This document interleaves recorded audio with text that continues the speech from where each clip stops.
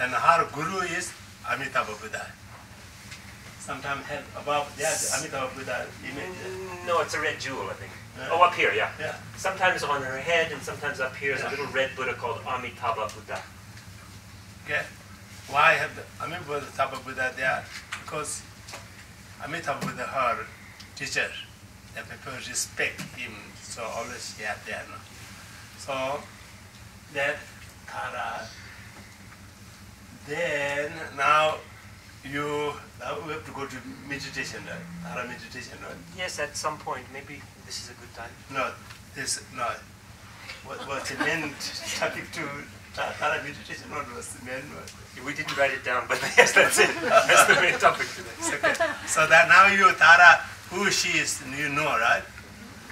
Now, how can we use her to benefit yourself and benefit for others? Now, the only way you can use, you have to do meditation, meditate.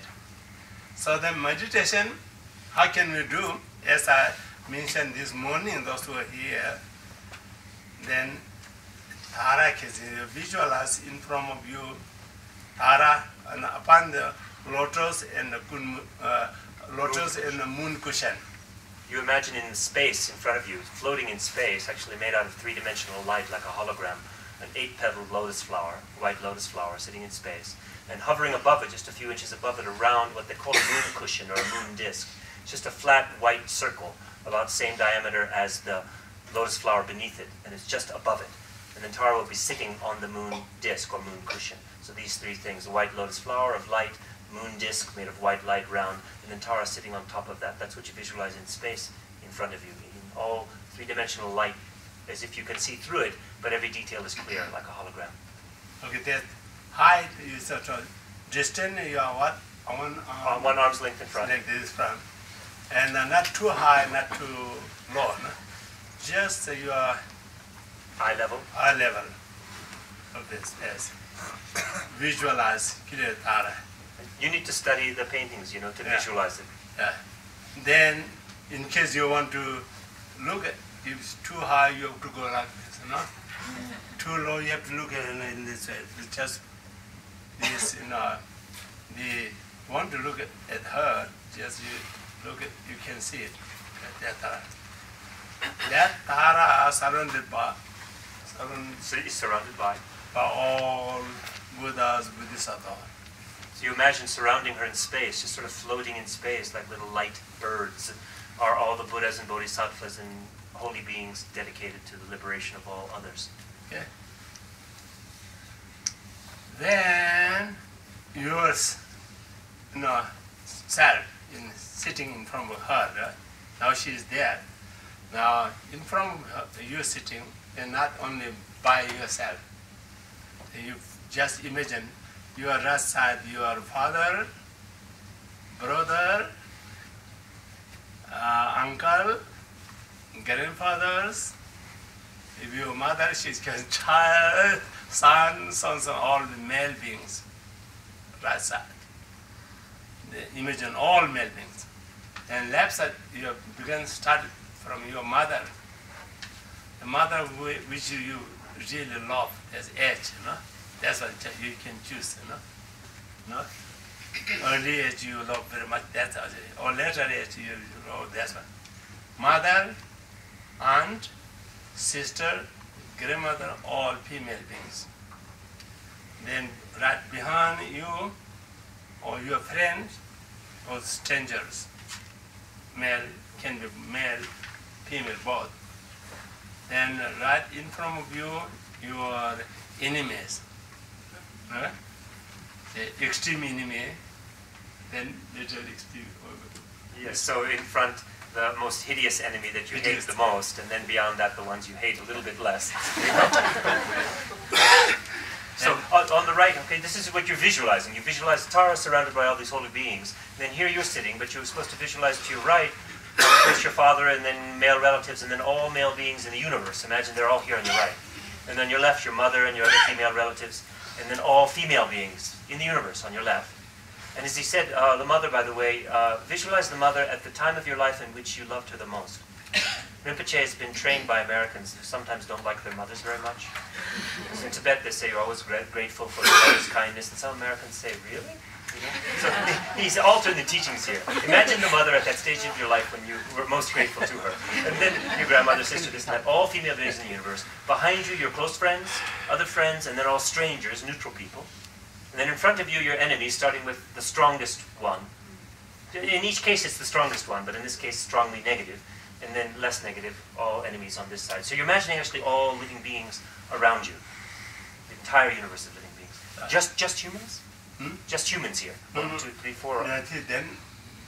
Then after that, all surrounded, all behind them. Then surrounded by all living beings, animals, insects, and various spirit beings. But first, humans in these 4 categories. Okay.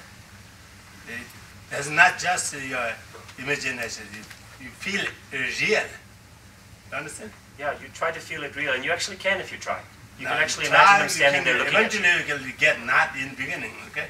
It's not just tired to deceive you, tired to make you kind of, it's really, you done, it's going to happen. Takes time. Understand? Let thing, if you really don't believe, take the thing, you make a friend. You walk in the street, there's someone you meet, you like, say hello. Although you don't know them before this person. Then hello. Then next time you saw this person, hi, remember I saw last time. Come more closer. Understand? Then hi, here my business card. Then go, hi, do you remember I give we talk telephone. Then become, right, shall we meet somewhere? It was interesting, this last discussion. Can we go to have a cup of tea? Get more closer, although you don't know. Then become your friend. Then close friend. Then you don't want to separate this person from one moment you miss it. You always want to be with them. Always want to be there. Why? You, through your concentration, get closer. They similarly, you feel all sentiment like your best friend. You can see this one going to happen. Understand? So when you first visualize, it's hard to visualize. It seems like you're faking it. You just have this little cloud of some beings here and cloud beings here that's all faceless. But with practice, actually, you can begin to see concretely, actually, your father and male relatives here, as if you can see their faces and feel their presence. And this, with time, if you practice it every day for 10 or 15 minutes, becomes actually a real sensation of these beings surrounded you. Just like a stranger on the street, after many weeks of conversation, becomes a close friend.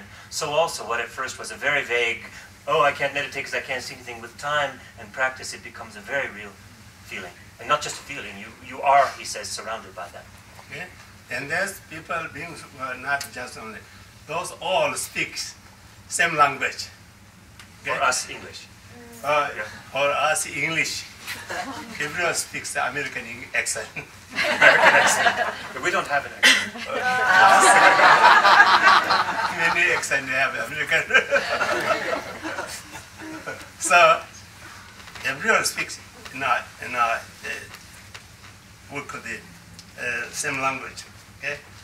Then now you have the with the divine spiritual, with your friend up there, surrounded by all sentient beings.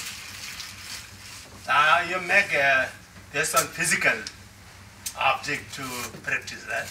Now mentally, what you do? You have to try to motivation, pure motivation, try to develop. I want to reach enlightenment for the sake of all sentient beings. I want to become Buddha for the benefit of all sentient beings. That motivation is pure and super. Yes, so superior or super? Superior. Superior. Well, both, but okay. Think that's about how is pure. You are not expecting, I want to be free from problem, I want to be the honor. You are not speaking, you want all beings free from suffering. No? Therefore, I want to reach enlightenment for the benefit of all sentient beings. That's pure motivation.